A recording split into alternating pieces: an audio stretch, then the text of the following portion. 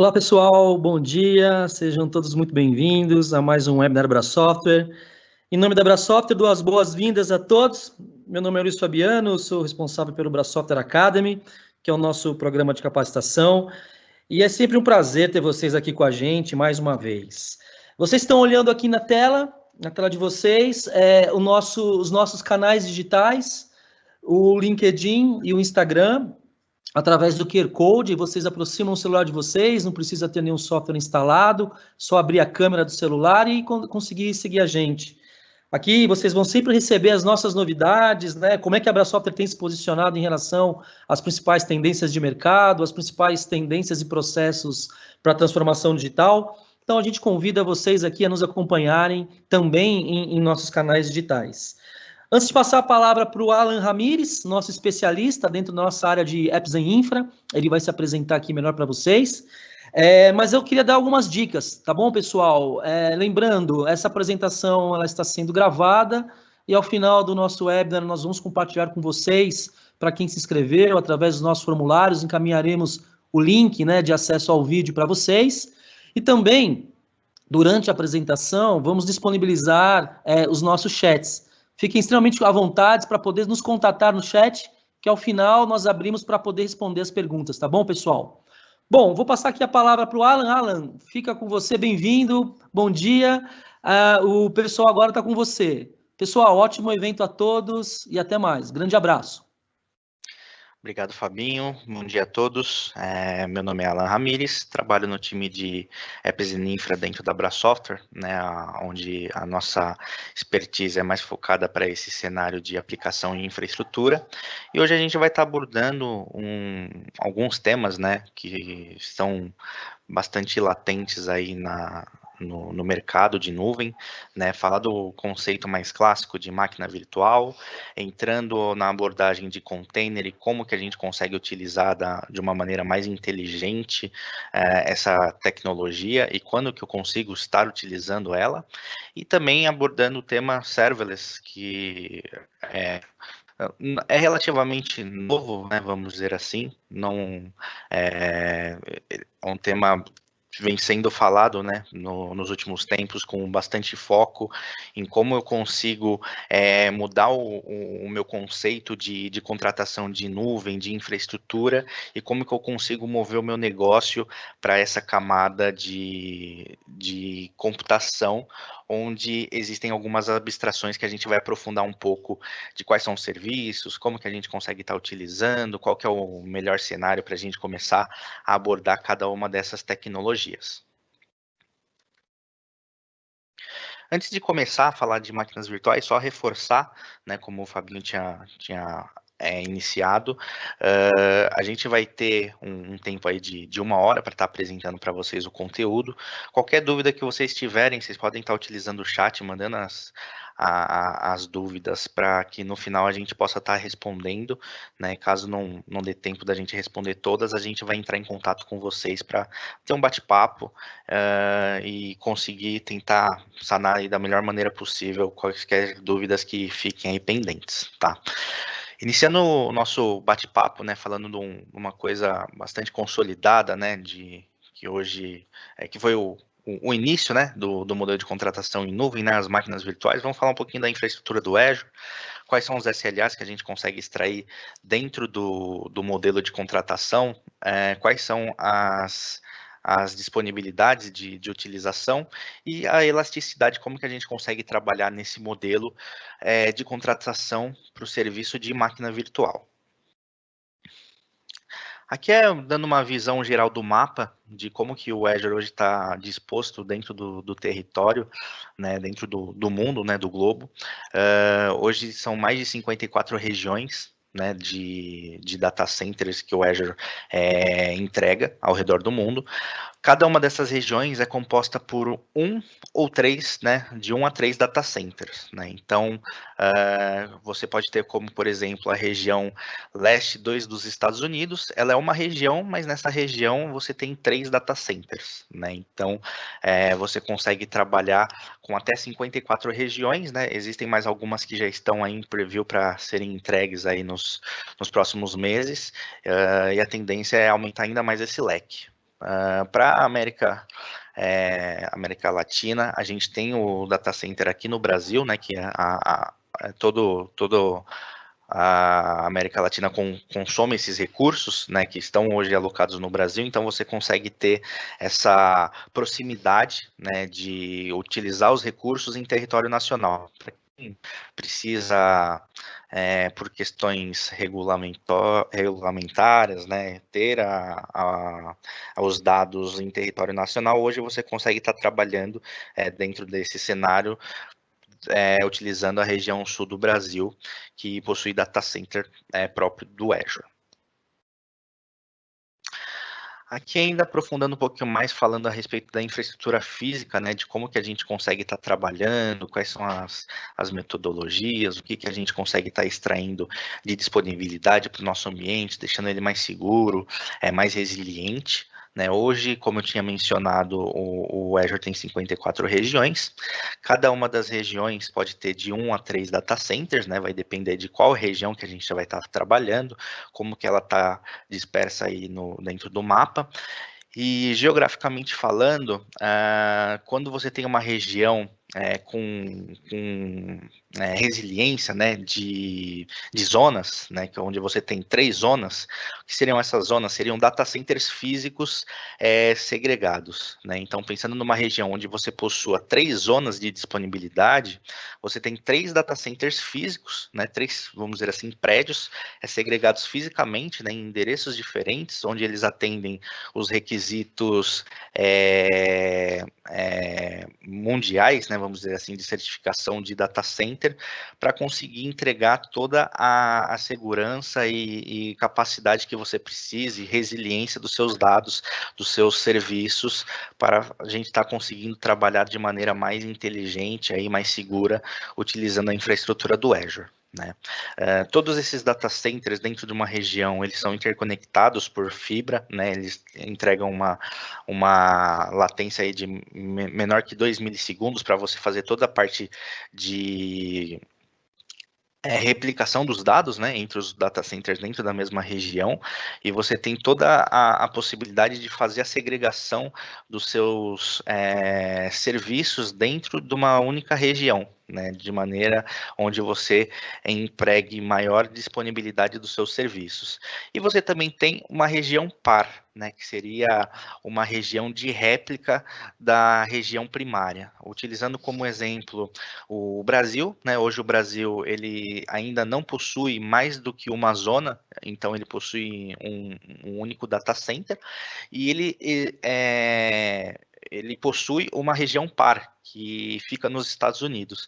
Então, todo dado que você replica geograficamente, ele não vai ser replicado de maneira aleatória para algum data center no mundo, né? Ele já tem uma região fixada, onde todos os dados que são replicados geograficamente, eles são espelhados para essa região 2, né? Diferente de um cenário de disaster recovery, onde eu consigo selecionar para onde o meu dado vai estar sendo replicado, dentro da região par, muitas vezes quando a gente está pensando num cenário de redundância para storage, por exemplo, onde você tem os níveis de redundância, né? Quando você habilita a georredundância, você está habilitando que o seu dado vai ser replicado para a região par daquele data center onde está a origem do seu dado, né? Então você consegue trabalhar dessa maneira para empregar ainda mais segurança e disponibilidade dos seus dados.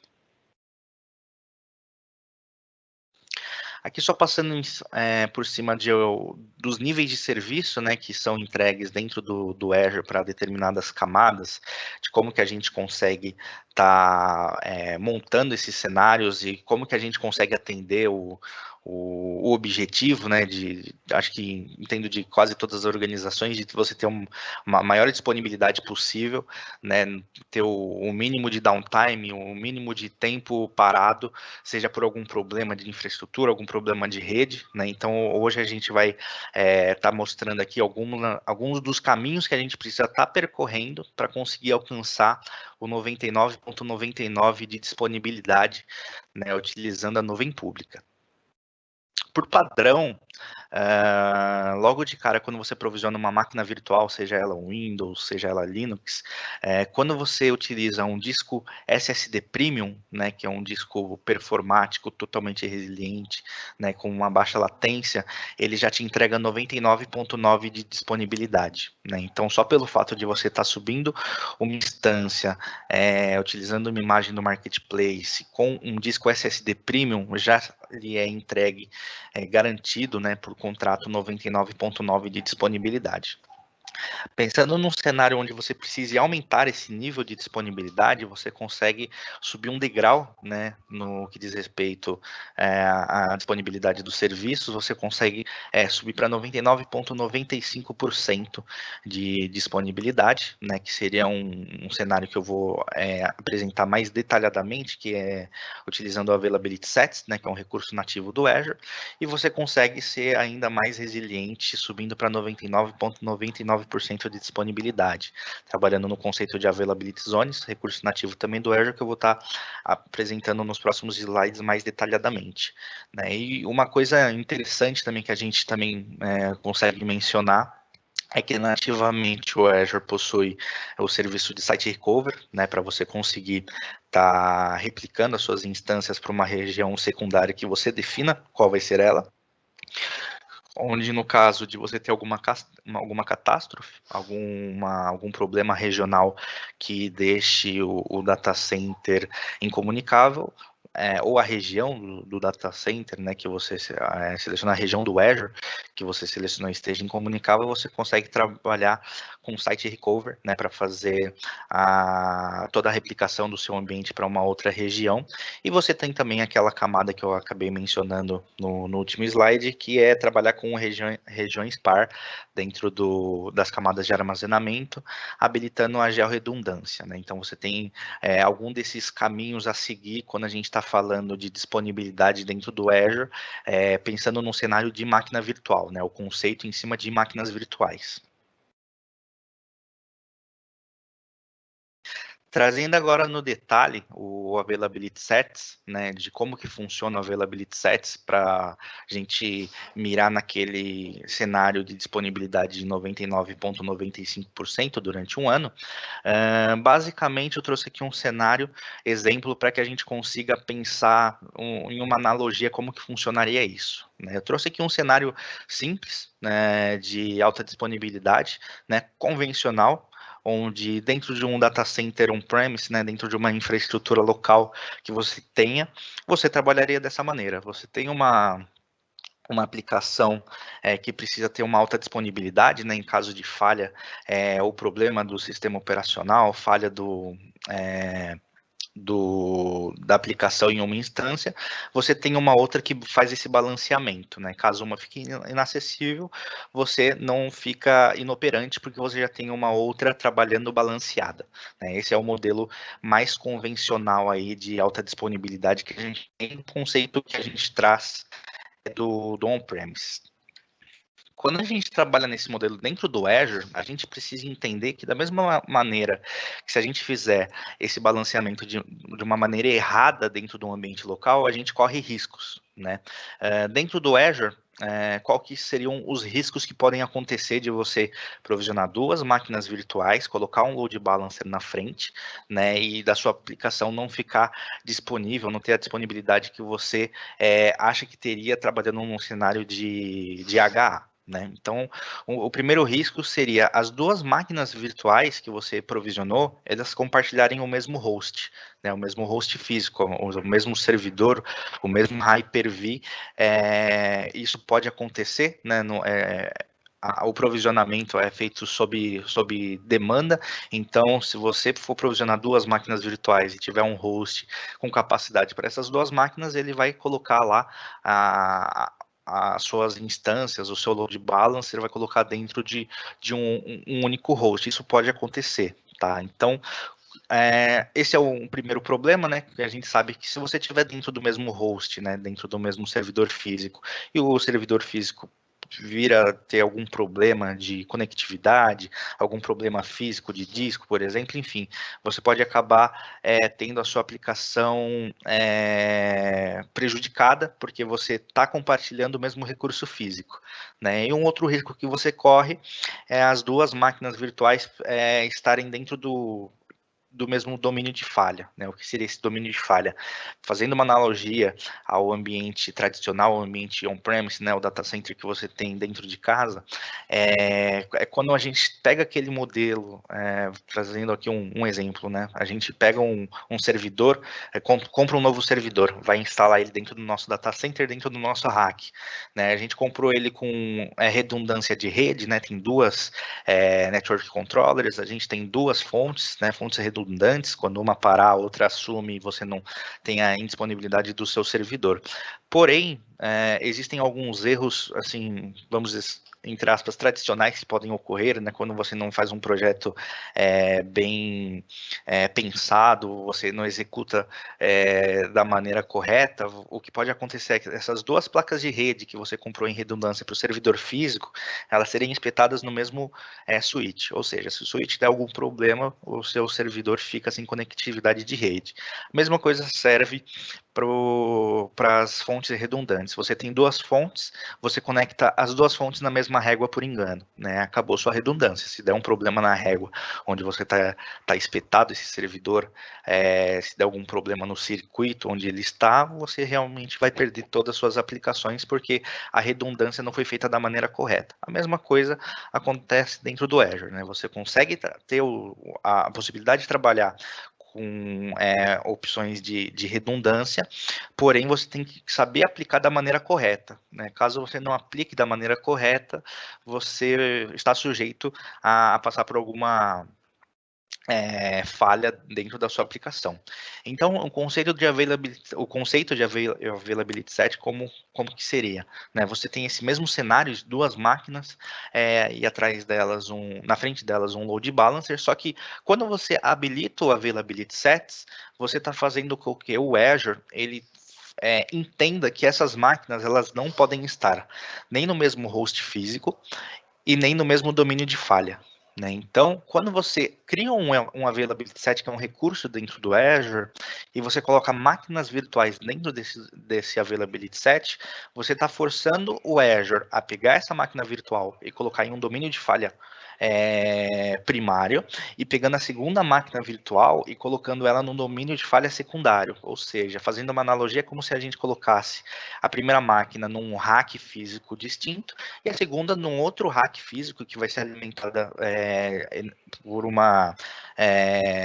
por um circuito de energia diferente, distinto do primeiro. A parte de rede também elas não vão ser dependentes uma da outra, para que você consiga ter essa alta disponibilidade. Se caso o host onde a máquina 1 der algum problema ou o switch e ela ficar inacessível, a outra máquina ela está totalmente segura, porque você está em um domínio de falha distinto, né? Então você está se preocupando em colocar essa máquina apartada dentro do mesmo data center, só que em locais físicos diferentes, que vai estar garantindo para você esse nível de disponibilidade de 99,95%, né? Que as garantias que no cenário onde possa vir a acontecer algum problema, você garante que a sua aplicação vai continuar rodando, né? Esse é o conceito de availability sets. Para availability zones, a gente tem também um problema, né? Pensando na utilização de availability sets, onde eu tô me prevenindo de uma falha física pontual dentro de uma parte do data center que eu estou utilizando, né? Mas a gente ainda corre o risco, né? Acho que é bastante incomum de se ver hoje em dia um data center de nuvem, pelo menos dos top players aí que são elegíveis aí dentro do Gartner, que eles fiquem indisponíveis, né? Mas pode acontecer. Né? Então, pensando nesse cenário onde você, mesmo utilizando o availability set, você ainda corre um risco, existe nativamente do Azure o availability zones, que basicamente você vai ter o mesmo conceito, né, de você segregar fisicamente a sua máquina primária, sua máquina secundária, só que agora, em vez da gente estar falando a nível de região física dentro do mesmo data center, quando a gente habilita o Availability Zones, a gente está pegando a máquina 1 e colocando ela dentro de um data center físico da região, e pegando a máquina 2, a gente está colocando ela em outro data center físico da região, pensando naquele conceito de que uma região, né, é composta por 1 ou 3 data centers, né, de 1 a 3 data centers. Então eu consigo, dependendo da região que eu estou utilizando, ter 3 máquinas virtuais, uma em cada um desses data centers, né, todas balanceadas. Então, caso dê um problema físico no data center 1 da região leste, 2 dos Estados Unidos, eu tenho a máquina replicada para outras 2 zonas dentro da mesma região, e eu consigo garantir um percentual aí de 99,99% de disponibilidade, né, porque eu tenho essa camada a mais de disponibilidade física, onde os data centers eles seguem as normas, né, de certificação de data center para estarem fisicamente distantes, né, uma determinada distância, né, isso tudo é levado em consideração, então você consegue agregar para o seu negócio uma disponibilidade aí que realmente é o objetivo, né, de todo mundo que trabalha nesse cenário de contratação de serviços em nuvem. Aqui, passando rapidamente, né, sobre o tamanho de instância, depois de a gente entender como é que funciona essa parte de disponibilidade, pensando no conceito de máquina virtual, é importante a gente também saber o que a gente vai utilizar de máquina virtual, né? Não adianta só eu saber que eu tenho a necessidade de contratar uma quantidade X de recursos e colocar na primeira opção que me aparecer, porque às vezes eu posso estar desperdiçando dinheiro, né, seguindo por esse caminho, onde eu não estou pensando que eu tenho diversas famílias de máquina e qual que seria a ideal para minha necessidade, né? Hoje o Azure trabalha com diversas famílias, né? Dentro dessas famílias você tem os templates, então você tem a família de entrada, a família A, as famílias intermitentes B, de propósito geral D e assim por diante, né? Você tem diversas famílias e cada uma atende uma determinada necessidade. A própria Microsoft, ela direciona, né, cada uma desses templates, dessas famílias de máquinas para uma determinada necessidade. Não necessariamente significa que você só pode usar aquela máquina, né, aquela família para essa necessidade, né, mas ela já dá um direcionamento porque ela sabe qual que é o melhor caminho a se utilizar, né, o melhor workload para você estar rodando em cada uma dessas famílias, né. E só dando um exemplo prático aqui para a gente entender qual é a importância de você saber quais são as famílias e em qual momento que eu devo usá-las. Hoje a gente tem a família D, né, pegando o exemplo aqui da DV3, né, que é um propósito geral, ou seja, ela atende diversas necessidades, né, ela é uma máquina meio coringa que, dependendo do que você precisa, e ela te entregar os recursos que você precisa, você consegue estar rodando ela sem problema nenhum. Então, pensando num cenário onde eu tenho um servidor de banco de dados, né, pensando numa D4V3, onde a gente entrega 4 vCPUs, 16 GB de memória RAM. Pensando no cenário de utilização desse banco de dados ser um SQL Server, né? Surgiu um projeto dentro da minha empresa e esse banco precisa de mais memória RAM. Questão de CPU, eu estou bem tranquilo, né? Dos meus 4 vCPUs eu estou utilizando 20%, só que o que está pegando mesmo é memória. Apareceu um novo projeto, eu preciso escalar isso. A opção que eu teria dentro da família DV3 seria ir para uma D8V3, que me entrega 8 vCPUs e 32 GB de RAM. Vai me atender? Vai, só que não da melhor maneira. Por quê?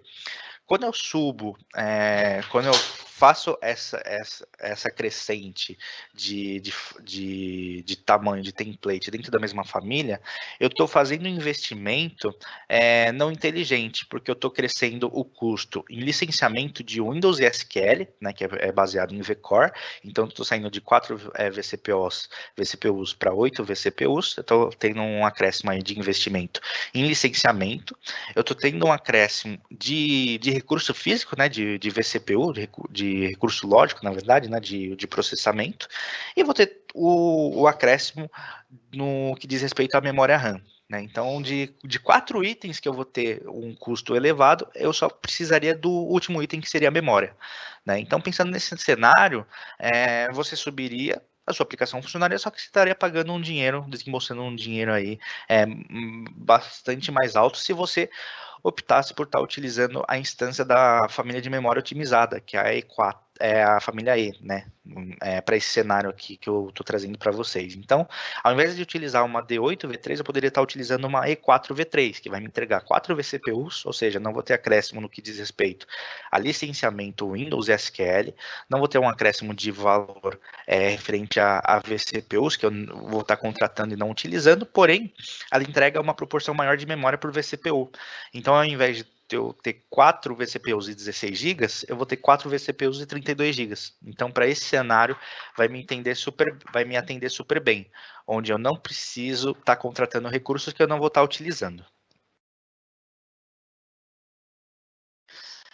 Aqui é um outro conceito também, pensando no cenário de entrega de elasticidade no modelo de contratação de máquina virtual. Hoje, a gente consegue estar trabalhando no conceito de Virtual Machine Scale Sets, né, que basicamente você tem um pool de máquinas, né, você tem uma necessidade, vamos dizer assim, de uma capacidade de processamento. Né, você tem uma aplicação que em picos sazonais você precisa de mais performance e você não consegue mensurar quando que você vai precisar desse acréscimo de performance. Né, então, em algum momento do dia, seja pensando num e-commerce, é lançada uma promoção de alguma marca e o seu e-commerce começa a ter um pico de acessos de uma hora para outra. Né? Então, para você, se você não tivesse a possibilidade de trabalhar de maneira elástica, né, você precisaria ter um pool de máquinas, né, ou uma única instância grande, e mesmo se ela não estivesse sendo utilizada, ela estaria provisionada. Né? Então, esse é o problema. Você estaria jogando dinheiro fora porque você teria recursos provisionados e não estariam em utilização. Pensando nessa necessidade, existe o Virtual Machine Scale Sets, que você consegue trabalhar com uma automatização no crescimento e decrescimento de máquinas. Né? Então, você, por exemplo, consegue ter um mínimo de 2 máquinas, né? Pensando nesse cenário de 6 máquinas, você consegue deixar no mínimo 2 máquinas provisionadas para atender a sua demanda normalmente, né? Quando não necessita de mais recursos para estar sendo entregue para a sua aplicação. E você consegue criar métricas de performance do seu servidor, né? Você consegue monitorar isso e vamos supor que você esteja olhando para a parte de processamento, né? Então, quando o seu processamento atingir X%, é que a sua aplicação está demandando mais, né? Então, você vai precisar de mais performance para você não ter nenhum gargalo de performance. Então, o ideal aqui seria a gente acrescentar mais máquinas, né? Então, esse processo de automatização você consegue criar onde você define um mínimo de máquinas, né, que vai estar provisionado. O indicado vai ser sempre 2, né, para a gente trabalhar no conceito de alta disponibilidade, né, se der algum problema em uma, você tem a outra para estar atendendo, né, os acessos. Em casos de picos sazonais, você pode criar uma regra que para cada período onde o seu CPU, a média de utilização do seu CPU seja superior a 80%, você provisione uma ou 2, enfim, quantas máquinas forem necessárias para que a sua aplicação ela fique de pé, né? Não tenha nenhum problema aí de gargalo e ela fique indisponível. Então você consegue trabalhar nesse conceito, né, de Virtual Machine Scale Set, onde você consegue empregar escalabilidade elasticidade, né, dentro do seu ambiente de maneira automatizada, onde você não precisa ficar acessando o portal e colocando novas instâncias na mão, subindo novas instâncias, colocando atrás do load balance. Isso tudo você já consegue automatizar de maneira bastante simples, né, trabalhando em cima das imagens que você pré-definir, seja as imagens nativas do marketplace ou alguma customizada que você tenha dentro do seu ambiente. Aqui falando um pouquinho a respeito de container, né, acho que é um tema que já tem bastante tempo, né, no mercado, mas ainda nem todas as empresas estão aptas ou seguindo esse caminho, né, de você conseguir descentralizar a sua aplicação, né, fatiar em pequenos pedaços e trabalhar em cima de containers. né? O conceito de container basicamente consiste em você pegar uma aplicação, né, pegar todas as dependências dessa aplicação e empacotar ela, né, criar um pacotinho. Esse pacotinho ele é executado unicamente, né? Então você não precisa ter um servidor para cada parte da sua aplicação, né? Você não precisa ter um servidor de front-end, um servidor de back-end, enfim, você cria um pacotinho, né, dessa necessidade que você tenha dessa aplicação, e você consegue estar rodando num único servidor esse container, né, que vai te entregar o que você realmente precisa, né? Então, um dos grandes benefícios que você tem de estar utilizando o container é toda a agilidade que você ganha, né? Para você estar subindo infraestrutura, você não cria dependências em cima de uma infraestrutura, né? Porque basicamente você vai ter uma imagem de container, e essa imagem você vai subir dentro do serviço de container que você utiliza, né? Aqui eu listei alguns deles, né? Vou passar aqui por item a item e explicar realmente qual que é o conceito de um dos serviços aí que está bastante em alta de utilização para esse modelo de container, né? Então, quando você pensa em utilização de container dentro do Azure, você tem alguns caminhos a seguir, né? Para serviços de plataforma principalmente. Então, o primeiro aqui que a gente vai estar abordando é o App Service, né? Que é o serviço de aplicativos do Azure. Você consegue estar utilizando ele para subir sua aplicação, a sua aplicação web, né? Seja um Apache, seja um IS, você consegue estar subindo nesse modelo de plataforma para publicação de aplicação, né? Você tem diversos benefícios em estar utilizando ele, e você também tem a possibilidade de estar subindo os seus containers dentro da camada de App Services, né? Então você consegue ter todos os benefícios da utilização do modelo de plataforma do App Service, né? Todas as partes de integração que você tem, a parte de testes, você consegue estar utilizando num recurso nativo do Azure, e de maneira bastante simples você consegue fazer suas automatizações, crescer e decrescer ambiente, aplicar elasticidade também dentro do seu ambiente. Então, de maneira bastante simples, você consegue estar subindo o seu container dentro do App Service. Tem também o serviço de Service Fabric dentro do Azure, né, que é para fazer toda a parte de modernização da sua aplicação, né, da conversão de microserviços. Uma coisa que eu acabei esquecendo de mencionar, dentro de App Service, para você fazer a publicação do seu container, você pode estar rodando em cima de uma infraestrutura Linux ou Windows, né, no momento do deployment do seu App Service. Quando você selecionar o data source, né, o framework que você vai estar trabalhando dentro da aplicação, né, voltada em container, você consegue estar selecionando qual que vai ser o sistema operacional que vai estar por trás para os seus containers estarem compartilhando esse kernel, né?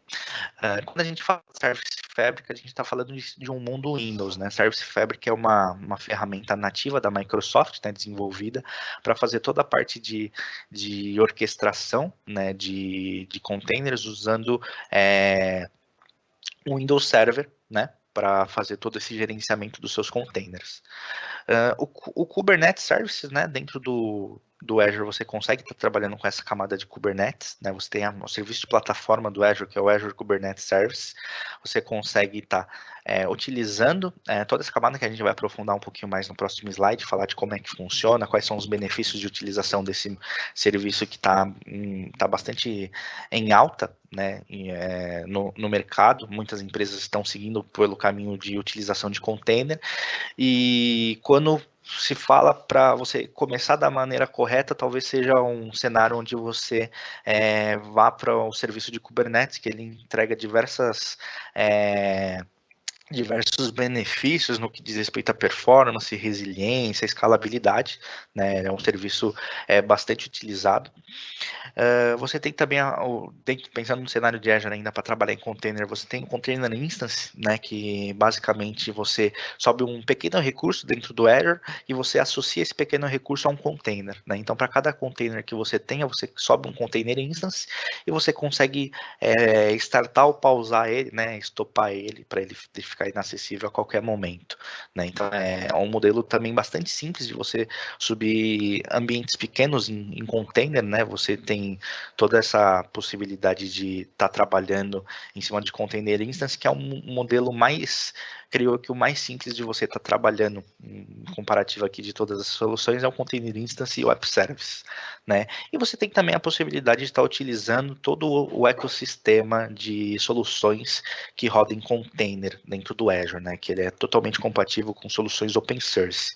Então, pensando num cenário onde você utiliza OpenShift ou utilize Docker, você também consegue utilizar essas soluções, né? O Marketplace do Azure te entrega esses fabricantes, essas soluções já em cima de serviços já montados, né? Já imagens já prontas para você estar escalando aí, subindo a sua infraestrutura de containers, né? Porém, um modelo ainda baseado em máquina virtual, né? Não uma coisa assim, talvez tão automatizada, onde você consiga estar escalando de maneira rápida, né? Ainda você tem todo aquele contato com infraestrutura como serviço, né? Você precisa estar vendo e gerenciando a parte de rede, enfim. Aqui é um dos caminhos que a gente consegue seguir, mas o que o mercado tem convergido bastante é a utilização do Kubernetes, né? E dentro de Azure você utiliza o AKS. Para utilizar as bibliotecas de imagem, né, dentro do Azure, hoje você tem dois caminhos. Você pode utilizar as bibliotecas públicas, né, como o Docker Hub, por exemplo, né, que você sobe todos os suas imagens de container e você consegue estar fazendo essa integração junto com o Azure, ou você tem um serviço nativo do Azure que chama o Azure Container Registry, né, que você consegue estar populando todos os seus containers, né, dentro dessa biblioteca e está utilizando aí de maneira inteligente, totalmente sincronizado, totalmente comunicável com os outros recursos para fazer essas integrações, né? Então, são essas as possibilidades que a gente tem de utilização dentro de um cenário de containers dentro do Azure. Aqui aprofundando um pouco, né, falando sobre o Kubernetes, qual que são as vantagens de estar utilizando essa ferramenta que está bastante em evidência aí no mercado de containers. Hoje, quando a gente pensa em falar em Docker, utilizar mesmo o Docker em máquina virtual, né, fazer toda essa parte de operação, é um processo um tanto quanto manual, né, você fazer esse gerenciamento de ter containers rodando em cima de máquina virtual e não trabalhar com um orquestrador que vai automatizar muitos recursos aí e vai fazer você ganhar agilidade, escalabilidade, resiliência.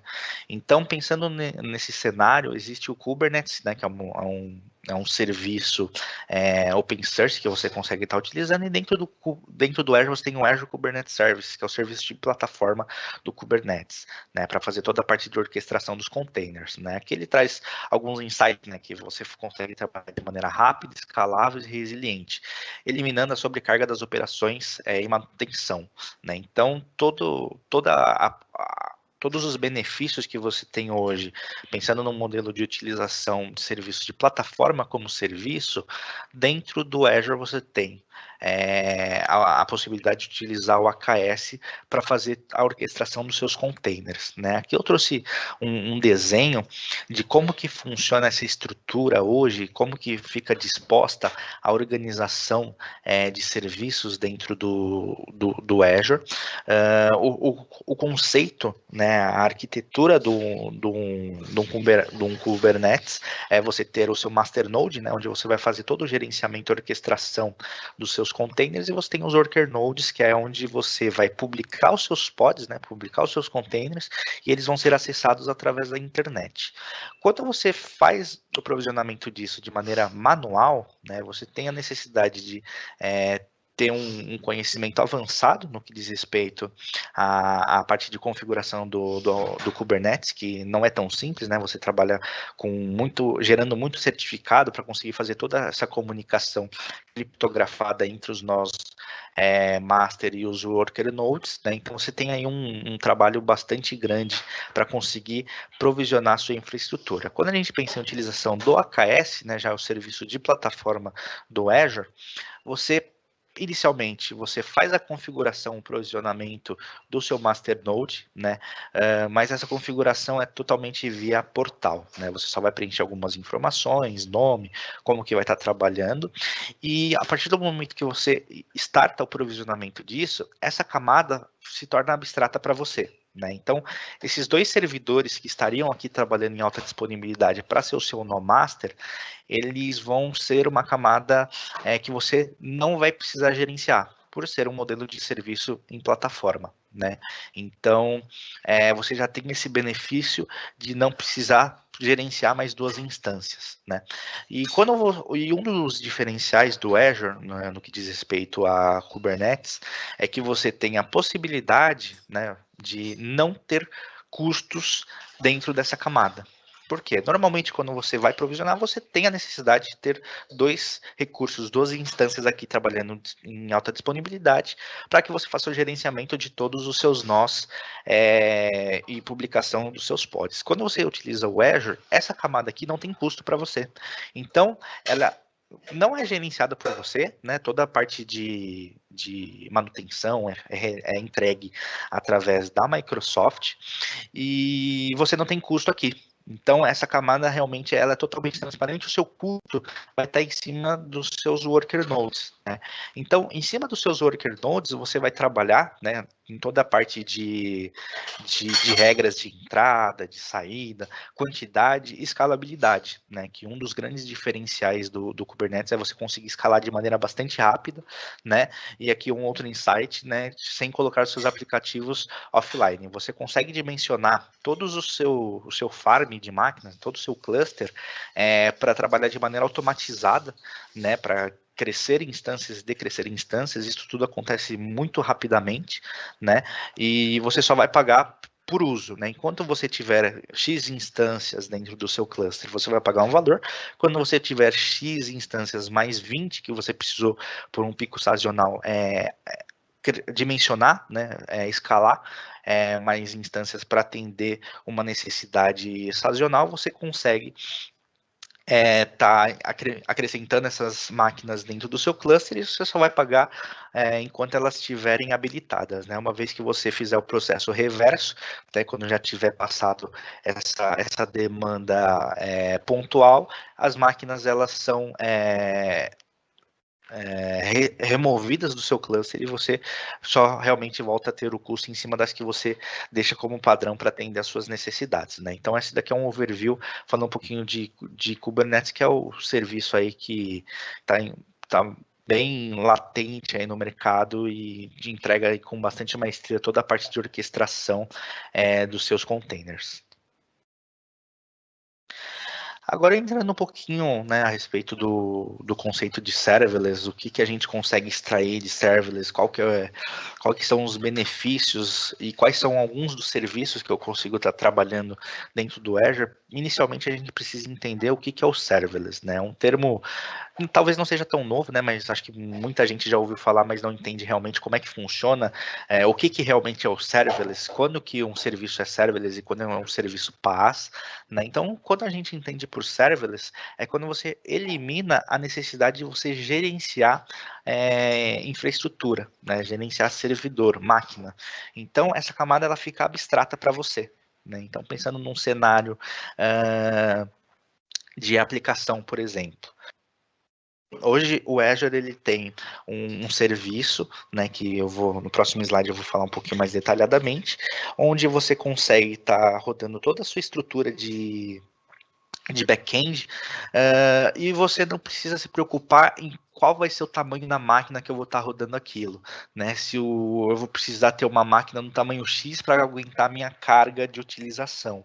O conceito de serverless é você provisionar um serviço e esse serviço trabalhar sob demanda, né? Então você não precisa ficar mais se preocupando em pensar se a sua estrutura ou a quantidade de recursos que você pensou no começo vai atender uma demanda que você não espera, né? Porque isso é totalmente ajustável de maneira automática e você não gerencia essa camada, né? Então, o serverless eu entendo que seja uma camada mais, entre aspas, evoluída do PaaS, né? Onde você tem diversos benefícios que ajudam você a aprovisionar o seu ambiente de maneira maneira mais ágil, e você não precisa ter um conhecimento muito específico referente a uma determinada tecnologia para você fazer o dimensionamento de uma infraestrutura, saber se ela vai atender uma determinada necessidade, porque todo esse conceito ele já trabalha de maneira elástica e você não precisa se preocupar com isso, porque é uma camada abstraída, né? Realmente é o conceito de você pegar a sua necessidade e colocar realmente para utilizar em cima daquilo. Você não precisa mais ficar pensando em infraestrutura se ela vai aguentar o que você realmente precisa ou não, né? E aqui alguns dos benefícios que você tem hoje pensando no cenário de serverless, né? Que toda a parte de gerenciamento de infraestrutura não existe para você, né? Então, a partir do momento que você sobe o seu serviço, ele vai trabalhar de maneira totalmente escalável, e dinamicamente, né? Então você tem toda essa possibilidade de utilizar sem se preocupar, vamos dizer assim, entre aspas. Por que entre aspas, né? Porque o Azure é uma torneira aberta, né? Então, quanto mais você consome, mais você paga, né? Então, quanto mais você abre a torneira, maior vai ser a vazão de água. O Azure é a mesma coisa. Quanto mais você consome os recursos, mais você vai pagar por eles.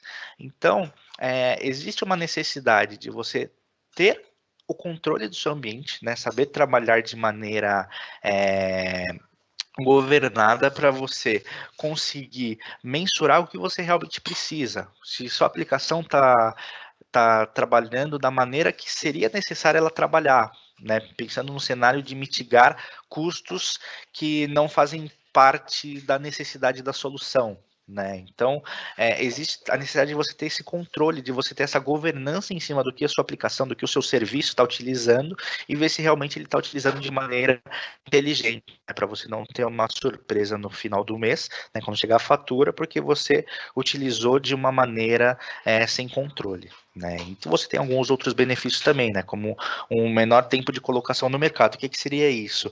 Toda essa parte de dependências que hoje você tem no modelo de deployment de uma aplicação convencional, vamos dizer assim, tradicional, no modelo serverless você já consegue fazer todas essas integrações, subir os serviços de maneira bastante rápida e você consegue escalar isso sem a necessidade de ter uma intervenção da sua parte, né? O serviço já vai crescendo e decrescendo automaticamente, né? Então você consegue, através desses benefícios, extrair o melhor, né, do que a nuvem realmente tem a oferecer, que são sair um pouquinho do conceito de utilização de máquina virtual e passar a utilizar serviços em plataforma e serverless para você ganhar ainda mais produtividade e parar de se preocupar realmente com infraestrutura, com máquina virtual. Aqui eu trouxe alguns serviços, né, que hoje você consegue estar contratando dentro do Azure e algumas possibilidades. Esse daqui são só alguns exemplos. Depois eu deixei um QR Code no próximo slide. Vocês conseguem estar consultando algumas arquiteturas em utilização de cada um desses recursos em específico, né? Mas aqui eu trouxe alguns só para dar uma visibilidade e abordar, né, quais são os caminhos, né, que a gente pode seguir dentro desse modelo, né? Então, para a parte de publicação de aplicação, hoje você tem o Azure Functions, né, que você consegue estar criando e executando todos esses todas essas linguagens, né, de serviços que você hoje no modelo convencional você sobe uma instância, você faz toda a preparação do ambiente para estar conversando, né, dentro dessas necessidades. Hoje com Azure Functions, de maneira bastante simples, você consegue estar subindo a sua estrutura, né, só rodando o seu código, não se preocupando em qual o tamanho de infraestrutura que eu vou estar precisando para suportar essas cargas, né? Através de transações você mede quanto que isso vai lhe custar, né? Porém você tem uma camada gratuita que entrega bastante transações durante um mês, né? Então você muitas vezes uma aplicação que você tenha, que você está subindo duas máquinas virtuais, que você tem o custo das máquinas virtuais, do sistema operacional, do disco, do backup, no Azure Functions você consegue matar esse custo em cima de duas máquinas virtuais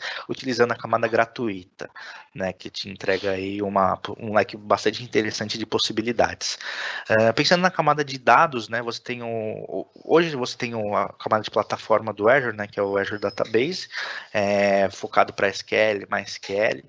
E no cenário de serverless, hoje você consegue estar provisionando um SQL na camada serverless, onde você não necessariamente precisa fazer o gerenciamento da sua infraestrutura, né? Você define qual que vai ser o cenário mínimo e máximo que a sua instância vai estar trabalhando, e ele trabalha de maneira elástica dentro disso, né? Respeitando o que você já pré-configurou, não precisando se preocupar depois de um deployment de como que isso vai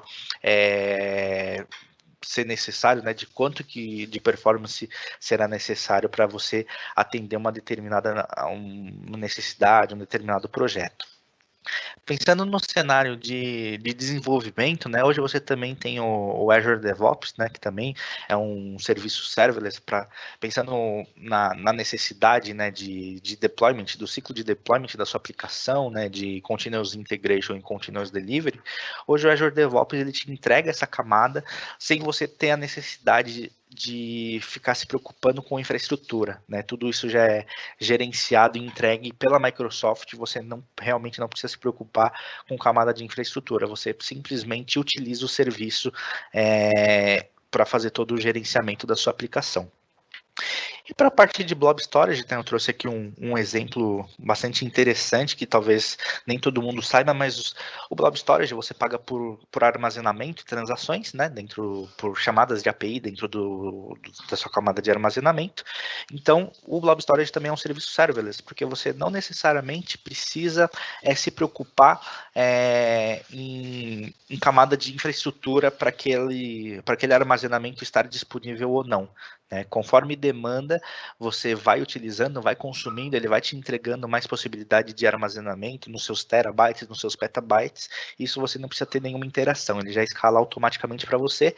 E dentro desse cenário de Blob Storage, você consegue também fazer a publicação de sites estáticos, né? Pensando no mesmo cenário, onde você tenha duas máquinas virtuais rodando o back-end da sua aplicação, e você consegue transformar isso em cima de um Azure Functions, né? Talvez mitigando o custo das máquinas virtuais. Dentro do Blob Storage você também consegue fazer a publicação de sites estáticos, né? Então talvez você tenha uma aplicação e está rodando em cima de uma máquina virtual, por mais pequena que seja, somente para entregar o front-end da sua aplicação. Dentro do Azure você também consegue estar trabalhando com sites estáticos, né? Dentro do Blob Storage, de maneira com custo pelo armazenamento e pelas transações de acesso, então você consegue mitigar bastante aí o que diz respeito a investimento nessa camada, né? Então aqui são alguns exemplos de recursos serverless que você consegue estar provisionando hoje dentro do Azure, né? Aqui são alguns exemplos, você tem diversos outros recursos, né? Aqui no próximo slide a gente consegue ter um exemplo de arquitetura referência de quais são alguns outros serviços que a gente consegue trabalhar também, né? No que diz respeito a não necessidade de se preocupar com o tamanho de infraestrutura. Então, hoje você tem o Azure Active Directory, né, para fazer toda a sua parte de gerenciamento de autenticação. O Azure Functions, né, já foi explicado. Você tem também a parte de banco de dados não relacional, né, com o Cosmos DB. Também você não tem a necessidade de se preocupar em olhar a infraestrutura, ele escala conforme demanda. Você só precisa saber controlar a utilização dele para você não estourar sua conta, né? Porque todos os recursos aqui eles vão consumindo conforme demanda. Então você precisa ter o seu controle muito bem, o seu ambiente muito bem desenhado, né? Para que você realmente utilize o que precisa ser utilizado. Na parte de entrega de conteúdo estático, você tem a CDN, né? Também totalmente serverless, você só provisiona, faz os apontamentos e você já consegue estar utilizando sem a necessidade de intervenção para escalar. Parte de Blob Storage, né, já que tinha acabado de mencionar, a parte de CI/CD com Azure Pipelines dentro do Azure DevOps e toda a parte de monitoramento também, né, totalmente serverless para você estar fazendo a gerência do seu ambiente, né, o Azure Monitor ele já é uma ferramenta nativa do Azure e você consegue estar fazendo a coleta de todas as métricas dos seus recursos de maneira totalmente automatizada. Aqui eu deixei um QR Code, né, para que vocês consigam, quem tiver com celular fácil aí, se quiser acessar, é um link de referência da Microsoft referente a arquiteturas, né?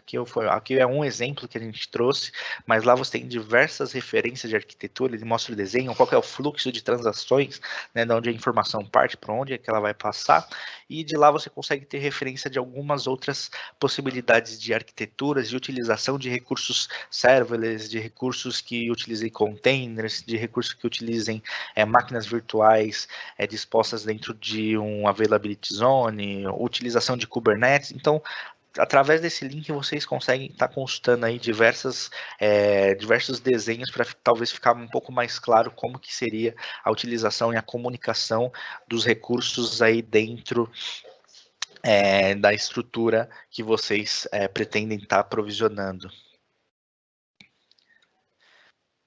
Bom, pessoal, inicialmente é isso, né? Passar a mensagem aqui referente a... Acho que eu dividi em 30 minutos, né? Falando um pouco do primeiro sprint aí de máquinas virtuais e depois aprofundamos na questão de containers e máquinas e serverless, né? Então, pensando no cenário de máquina virtual, né? A gente entende que alguns serviços não conseguem sair do modelo de máquina virtual, né? Principalmente para quem utiliza ERP, CRM, dependendo do tamanho da aplicação que você possui e não estar utilizando em um modelo de software como serviço, você precisa ainda manter a utilização de máquina virtual, né? Pensando na utilização de quem tem SAP dentro de casa, né? Então, realmente é um conceito, vamos dizer assim, entre aspas, antigo, mas que não tem data para morrer, né? Porque ainda existem muitos serviços que necessitam dessa infraestrutura para estar rodando, entregando a aplicação para o usuário final, né? Dentro de container, ele é uma solução aí que tem bastante tempo já de mercado, né? E o Azure te possibilita estar utilizando vários serviços em plataforma para você fazer a integração deles com outras ferramentas e orquestrar todo esse ambiente, né, de maneira bastante escalável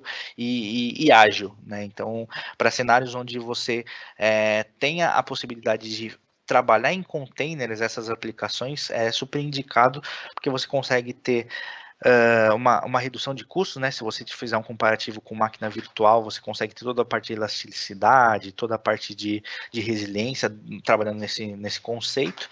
E dentro do serverless, né? Eu diria que é uma evolução do que a gente tem hoje. Então, toda essa camada de infraestrutura é totalmente abstrata, você realmente só vai consumir o serviço e só precisa realmente ter uma governança em cima da utilização dele, né, utilizado de maneira inteligente. Quando você consegue realmente dominar a solução, a sua aplicação e utilizar o serverless, você realmente consegue ter reduções aí bastante interessantes, porque você realmente só vai trabalhar em cima sob demanda, né? Quando você precisar escalar, ele já te dá todo o poder de processamento de infraestrutura de nuvem para você entregar a sua aplicação final. Então era isso, né? Só um overview aqui rápido para finalizar. Agora passo a palavra para o Luiz Fabiano para ver se a gente tem algumas questões aí para serem sanadas para a agenda. Perfeito, Alan. Excelente apresentação, parabéns. Temos algumas dúvidas, sim. Eu vou repetir aqui para você. A gente tem uma pergunta do Luiz Fará. Obrigado, Luiz, pela pergunta. Eu vou ler a pergunta aqui para você, Alan. Ele diz o seguinte: em relação ao Virtual Machine Scale Sets, entendi que podemos configurar para que sejam adicionados recursos automaticamente, caso haja necessidade no momento. Passando essa necessidade momentânea, o sistema retorna automaticamente para o que foi definido como a mínima configuração? Perfeito, ótima pergunta. Talvez eu tenha esquecido de mencionar isso quando a gente está falando de Scale Set, mas exatamente esse é o ponto, né? O Scale Set ele tem a inteligência de trabalhar de maneira escalável, né? Elástica. E para você trabalhar de maneira elástica, a gente cria métricas, né, cria gatilhos. Então, você pode criar os gatilhos tanto para acrescentar instâncias, né, quando você tiver um pico de acessos, de requisições, HTTP, HTTPS, quando você tiver um pico de utilização de CPU, você consegue criar a regra para crescer instâncias, né, adicionar novas máquinas dentro desse pool, e você consegue criar regras contrárias também. Quando você tiver com o ambiente já estabilizado, fazer o processo inverso, né? Em vez de analisar um pico de utilização de CPU, né? Quando realmente começar a crescer essa utilização, fazer o processo inverso. Ver quando o seu CPU tiver, a sua utilização de vCPU tiver abaixo de 10%, decrescer uma instância dentro do pool. E você vai criando essas regras, né, e delimita qual que vai ser o máximo de instâncias que você vai provisionar e o mínimo de instâncias que você vai ter provisionada. Então, tudo isso é gerenciável e você define quais serão os tamanhos aí que você vai trabalhar. Perfeito, Alan, excelente. A gente tem mais uma pergunta do Vinícius Barros. Obrigado, Vinícius, pela pergunta. Ele diz que ele ainda fica confunde um pouco os conceitos de PaaS e serverless. Qual seria a principal diferença entre eles, Alan? Não, perfeito, ótima pergunta também. O conceito de PaaS é você ter a plataforma como serviço, né? Você sai do conceito de máquina virtual, onde você precisa gerenciar a camada de sistema operacional, manutenção, e você começa a contratar somente o serviço, né? Porém, a camada de infraestrutura você não gerencia, mas você controla em questão de grandeza, né? Então vamos pensar no cenário de banco de dados, por exemplo, né? Que eu tinha dado o exemplo do próprio SQL Server. Quando você vai utilizar um SQL Server do Azure, né, como serviço, você provisiona o recurso e você define qual que vai ser o tamanho em vCPUs que você vai ter provisionado, né? Quando você vai provisionar ele em modelo serverless, essa camada ela fica, vamos dizer assim, abstraída para você, né? Você define alguns parâmetros no provisionamento dessa instância, porém ele vai trabalhar de maneira totalmente escalável e automatizada, né? Quando você trabalha no modelo PaaS, você define o tamanho da sua instância e caso você precise de mais recursos, você consegue estar aumentando, né, isso.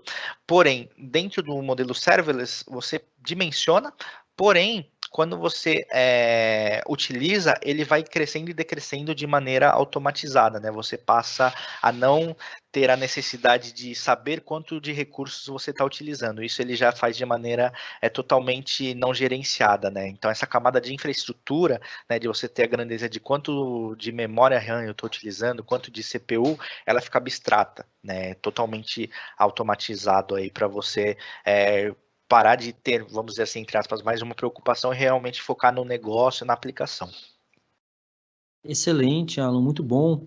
A gente já chegou aqui no horário, mas eu tenho mais só duas perguntinhas. Uma não está identificada aqui a pessoa, mas ele pergunta o seguinte, né? O VMscale 7 é um cenário também para o SQL?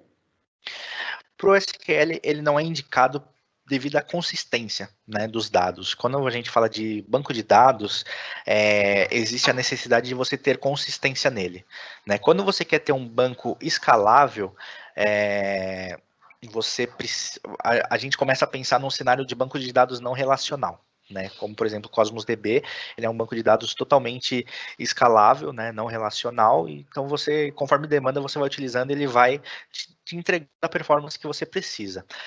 Num cenário de banco de dados, né, de SQL, para você trabalhar em cima do Scale 7, você não conseguiria porque você não teria consistência nos dados, né? Você não saberia em qual instância você estaria trabalhando. Então, para o cenário de banco de dados, pensando no modelo ainda de banco de dados de máquina virtual, né, em cima de banco de dados, você precisaria pensar, por exemplo, numa always on, né, onde você teria uma instância de réplica, né, para fazer toda a parte de sincronização, de replicação dos dados, né? Mas pensando num cenário de elasticidade para banco de dados, o mais ideal seria começar a pensar na utilização de plataforma como serviço e serverless, né? Utilizando as camadas de SQL, seja para plataforma como serviço ou para serverless, que você já consegue trabalhar com toda essa elasticidade. Mas para Virtual Machine Scale Set não é indicado você trabalhar porque você não vai ter consistência nos dados, né? Porque ele vai ficar ligando e desligando instâncias e você não vai conseguir centralizar essas informações.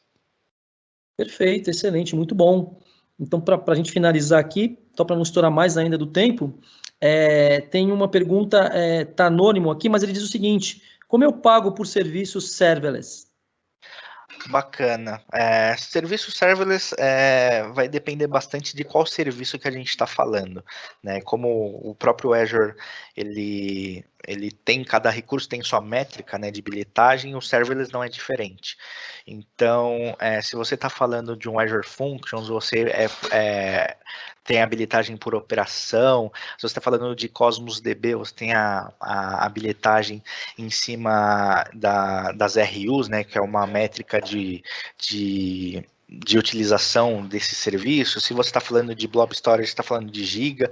Então vai realmente depender bastante de qual serviço em questão, né? Vai depender de qual é o serviço que você está provisionando. Cada um tem a sua peculiaridade para ser bilhetado, e se tiver uma dúvida dentro de um serviço específico, tá aqui o meu contato, né, meu e-mail, podem mandar uma mensagem, que a gente vou ter aqui a total disposição e prazer de estar respondendo, a gente marcar uma reunião, marcar uma agenda, fazer algumas demonstrações também, aprofundar em algum mais dos assuntos. Então deixo meus contatos aí à disposição para quem quiser continuar esse bate-papo aí. Fico à disposição. Então aqui também os QR Codes das nossas redes sociais, e agradeço aí mais uma vez, Fabinho, agradeço a todos os presentes, obrigado aí pela atenção, espero vocês na próxima, muito obrigado, forte abraço.